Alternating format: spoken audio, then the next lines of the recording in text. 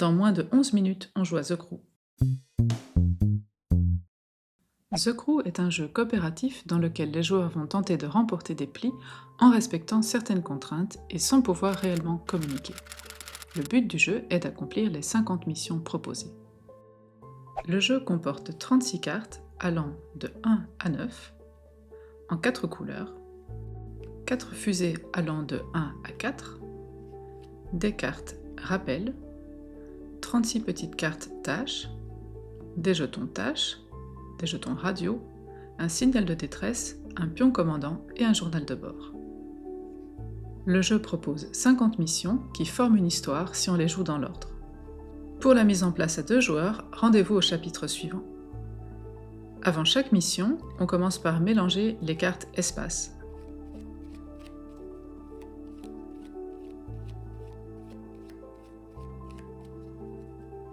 Et on les distribue face cachée.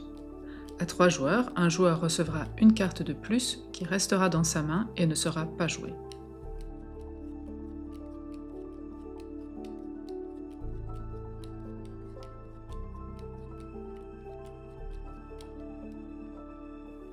Chacun prend un jeton radio qu'il place face verte et une carte rappel. On pose le signal de détresse face cachée sur la table. Et enfin, on mélange les cartes tâches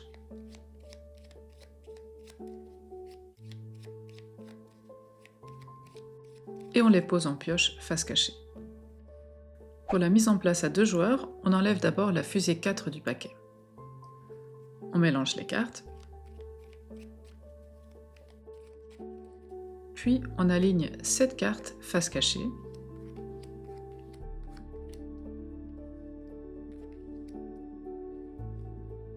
Et on pose 7 autres cartes face visible sur les premières.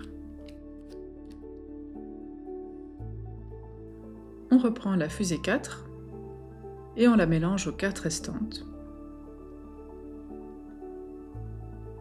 Puis on distribue les cartes entre les joueurs.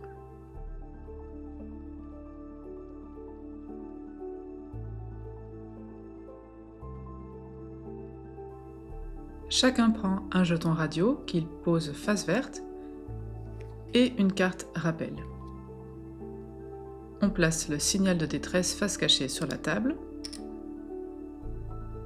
Et enfin, on mélange les cartes tâches.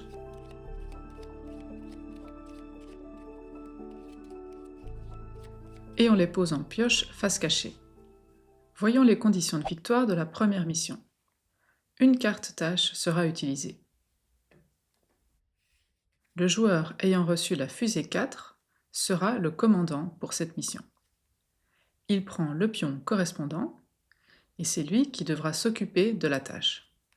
Dans ce cas-ci, il doit remporter un 6 vert. Le commandant ouvre toujours le pli et le tour continue dans le sens horaire.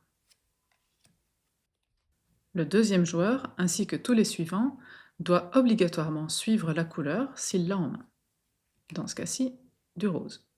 C'est ensuite au tour du troisième joueur, puis au tour du quatrième joueur.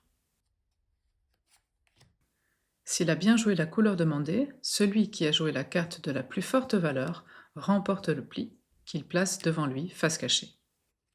Et il ouvre le pli suivant. La partie continue. S'il arrive qu'un joueur ne possède pas ou plus la couleur demandée en main, il peut alors jouer n'importe quelle carte. Et le joueur suivant continue à suivre la couleur demandée. La partie continue. Cette fois, le premier joueur décide d'ouvrir avec une carte fusée.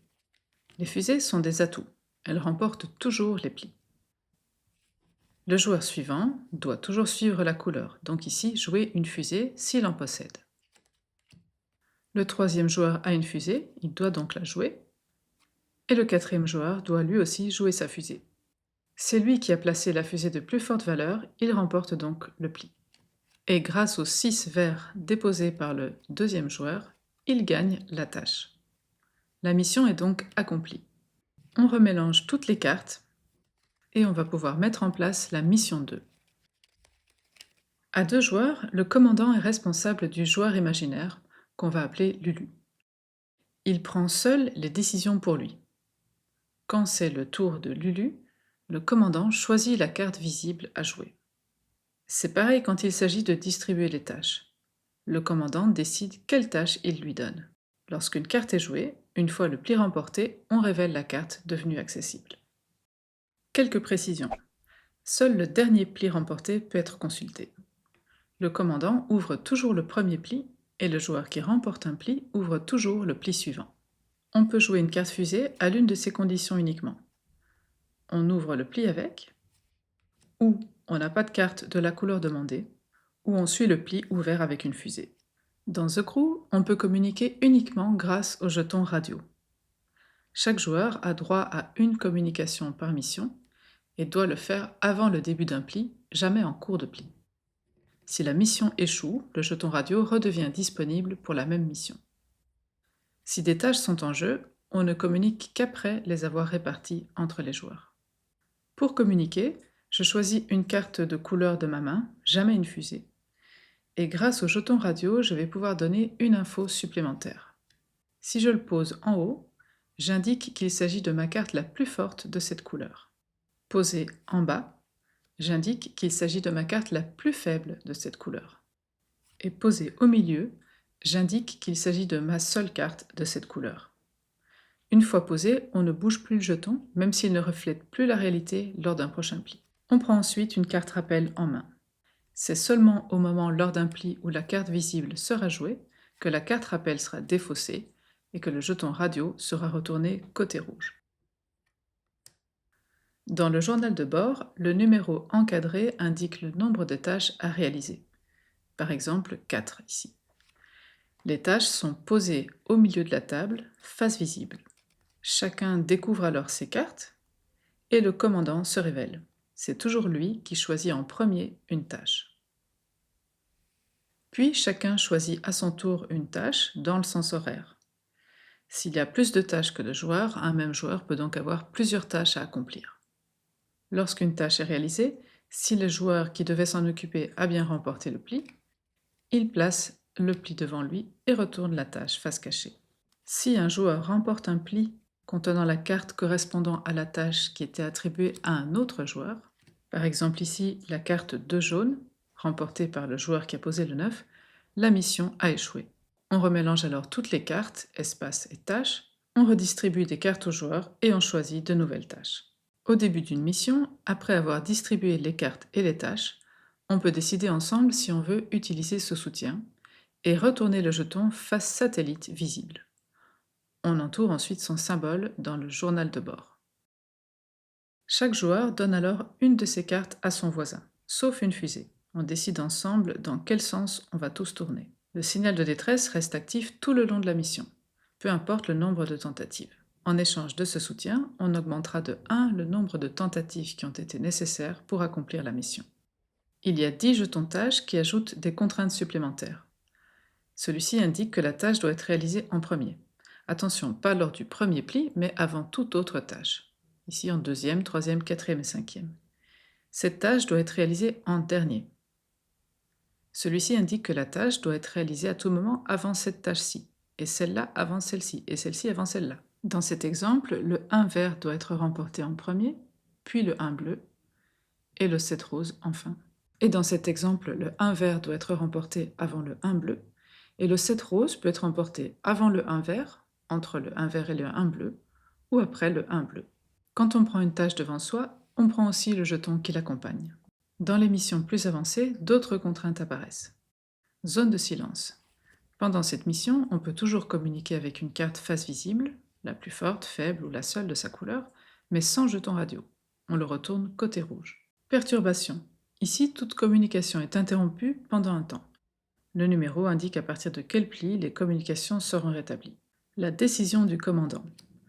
On place le nombre de tâches indiquées face cachée, cette fois, au milieu. Une fois que chaque joueur a pris connaissance de ces cartes, le commandant demande à chacun s'il se sent capable de réaliser toutes les tâches.